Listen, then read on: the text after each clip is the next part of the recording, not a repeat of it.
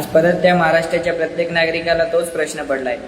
महाराष्ट्राची न्यायव्यवस्था कुठे एवढी अडकते का ज्यांना एक लहान लेकीलाही न्याय मिळवून देण्यात एवढा वेळ लागतोय. अशा किती साऱ्या घटना वर्षानुवर्षे होत आल्यात, होत राहिल्यात, पण अजूनही महाराष्ट्राची ती एक लाडकी लेक सुरक्षित का नाहीये? आज त्या नराधमांना 2, 3, 4 वर्षाच्या लेकींपासून काय अशी स्वतःला सहानुभूती मिळते काय? अशा या गोष्टी घडताय. आज आरोपी तुमच्याकडे आहे, आज न्याय व्यवस्था तुमच्या हातात आहे, सरकारही मराठी माणसाचं आहे, तरी त्या मुलीला, त्या लेकींना न्याय मिळायला काय एवढा वेळ लागतोय? काय आपली न्याय व्यवस्था एवढी मागे पडते? त्याहून जास्त कलंक हा वाटतो की आपण नको त्या गोष्टींकडे धावत आहे आणि अशा गोष्टींपासून आपण आपलं तोंड फिरून पुढे निघून जातो.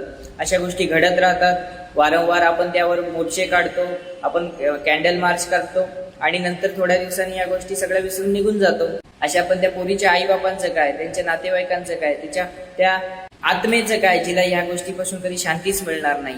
आज खरंच त्या न्याय व्यवस्थेला प्रश्न आहे की सगळ्या गोष्टी तुमच्या बाजूनीही असून का आपल्या महाराष्ट्राची सरकार ऑन द स्पॉट त्या एखाद्या अशा विषयावर निकाल देत नाहीये? खरंच लाज वाटते. अशा गोष्टी पूर्ण भारतामध्ये घडत आलेल्या आहेत, घडत राहतात. पैशाच्या आणि बळाच्या जीवावर अशा गोष्टी दाबल्या जातात आणि त्या पोरीच्या आईबापाचा